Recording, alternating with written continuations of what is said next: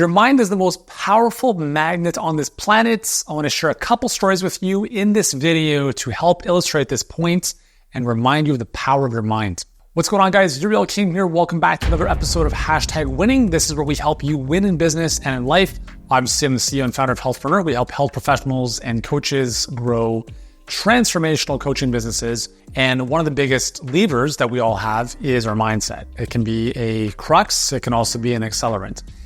And I was actually at Starbucks this morning, and this lady, actually was somewhat of a close neighbor, so she lives down the street, comes up to me and she asked me, she's like, "Hey, did you see the coyotes?" And I was like, "No." So we live in a neighborhood that protects coyotes, and if you know anything about coyotes, they can be a little bit vicious and attack dogs and stuff like that. So some people have reservations around that. Some people would rather just put the coyotes down, but nonetheless. So what's interesting about this is that we've lived here for 4 years. I have been stalked by a coyote once, okay? So it wasn't when I say stalked, I mean, it was 50 meters away, 100 meters away, just kind of having a look. It wasn't like it was running after me. I have been on a lot of trail runs, and we have a lot of amazing trails where we live, and never seen a coyote on those. I've seen the occasional coyote walk down the street, but very rare. So this lady who comes up to me at Starbucks, who lives down the street, she walks her dog, and she walks down the street every single time I see her, and she has a golf club in her hands. And I'm thinking, well, that's got to be a protective mechanism, because coyotes.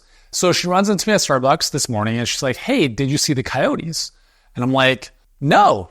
And she's like, "Yeah, this coyote, literally just, it was, following us and nipped my dog." And I was like, "Oh shit, I'm really sorry to hear that." And as she's talking, I'm like, this is the same woman who walks down the street every single day with a golf club because she's afraid of coyotes. Do you see what's happening here? Your mind is a magnet. You get what you focus on. Your thoughts, although they are not reality, create your reality. So her reality is coyotes are coming to get me. They're all around me. They're attacking my dog. I must walk down the street with a golf club. That's fine, right? It is what it is. And I'm like, I don't even know coyotes exist. And therefore, her experience, her reality is completely different from mine. And it doesn't mean that, her reality is wrong. Her reality is correct based on the movie she's projecting into the world. So she has a different film playing than I do. And it's just so interesting is what you're afraid of comes right into your world. It's like the relationship where the person is like, I knew he was going to cheat on me, and therefore he did. How interesting is that? So how much thought and focus had you been giving that ball of energy, and for how long? Because if you think it long enough and hard enough and you're convicted about it, then don't be surprised when it happens. And this is called the confirmation bias, where part of this is the confirmation bias, which is we are always looking for things in reality that support the bias or the belief that we have about anything, right? So I have to be, and you have to be, we all have to be very careful about the words that we use, because the words and language we use cast spells over our lives. If I'm driving and I say stuff like, people can't drive, that's a very, very bad statement for me to make, because what is it going to do? It is going to continually create a reality where I'm continually shown confirmation of that belief. And then I'm going to see it and I'm going to be like, see, I told you, confirmation bias. So it's very, and this is something I catch myself, I catch my wife, I catch my kids. When anyone says people are insert blank, I'm like, hold on, some people, not all people, right? Because when we start making these general blanket statements, it becomes very dangerous. One of the things I've noticed is, and this may have happened to you in your business, when you are dealing with people coming into your business, right? They're booking calls with you and they're not showing up. It's very easy to start building this belief that people are flaky, right? People are flaky, people are flaky, people are flaky, and it keeps expanding. So guess what happens? you continue attracting flaky people. And so you can blame the tactic, you can blame the system, you can blame the strategy, but you have to fix your energy. And I know it's hard. Like, this is not easy because number one, you have to catch yourself in your own web of language lies. And it's not that they're lies. Like, it's truthful for you. Like, we've worked with many clients who have gone through a period of time where not much was happening in their business. And then all of a sudden, everything takes off and nothing changed. Like, nothing. They were running the same ads, same messaging, same system. The only thing that changed was them and maybe the internal movie that they were projecting into their reality. So for instance, if you're bringing people into your world who are not showing up on calls, who are flaky, well, as a starting point, you may want to just keep an eye on the internal dialogue you are having when that happens. Oh, another uncommitted, flaky person, right? Yet again, right? Catch yourself if that's the language you're using, because you got to nip that in the bud.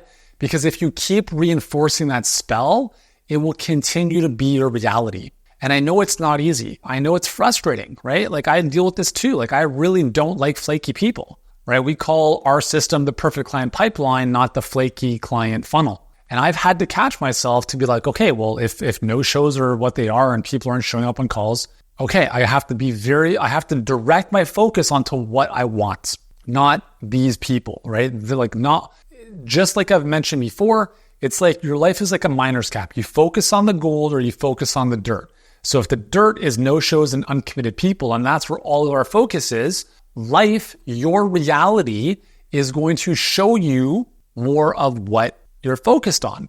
It's your frequency. It's what you frequently see.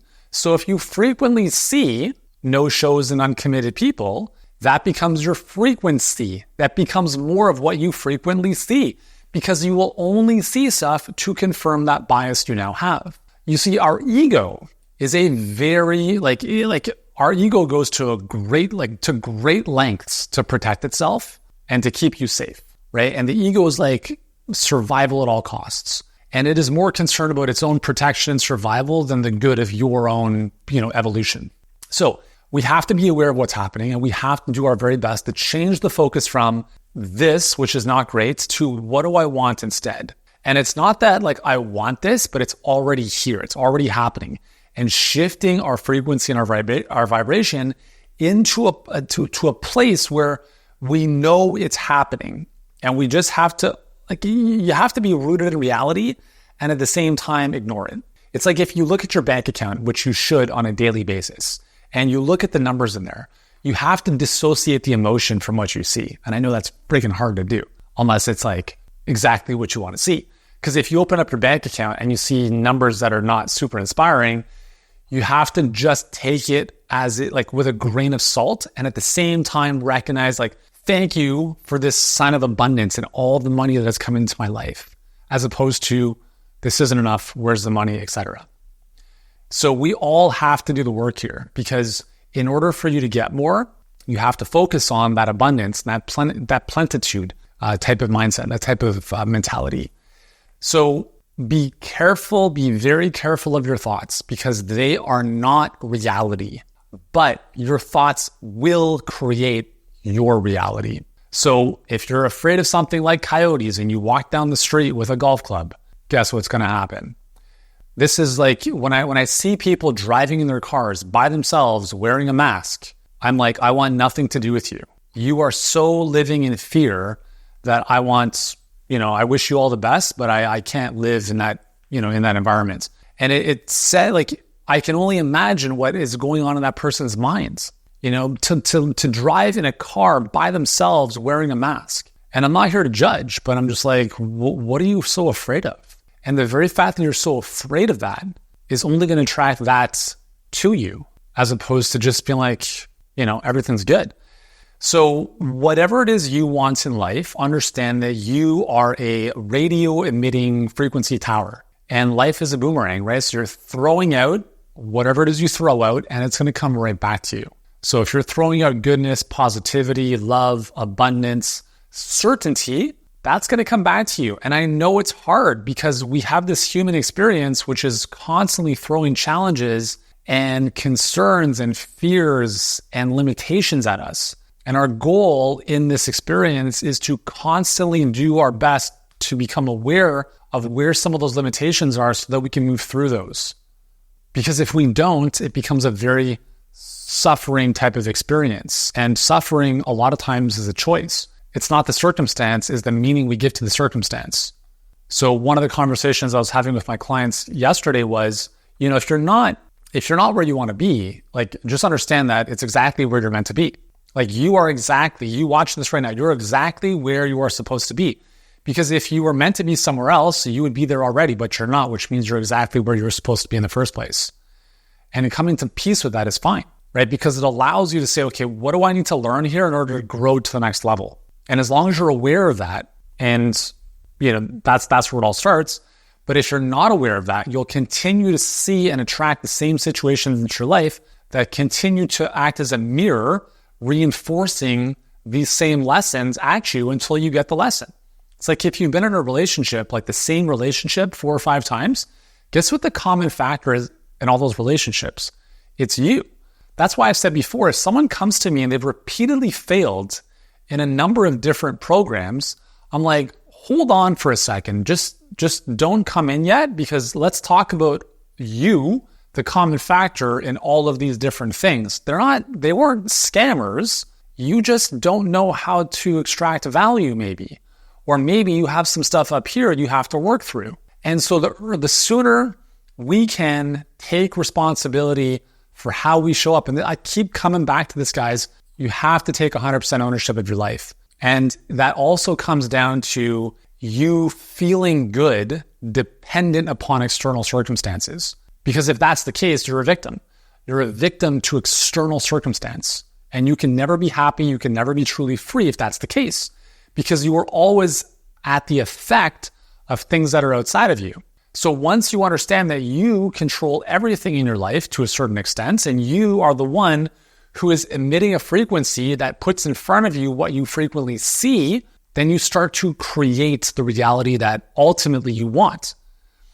And I'll finish with this. I was looking at a conversation recently, and this person was saying, I don't think this manifesting thing is working out too well for me. And I was like, no, it's working out perfectly well for you. You're just focused on the wrong things. And the sooner you realize that, the sooner you can change it. Well, like all of these words, the language, I don't have enough money, I don't think I can get this going, what if this happens? All of this shit is fear-based. And the longer you speak like that, the longer you will stay there. So you have to catch yourself. And part of my job as a coach is to help my clients catch themselves in these conversations so they can change that language and they can change their reality.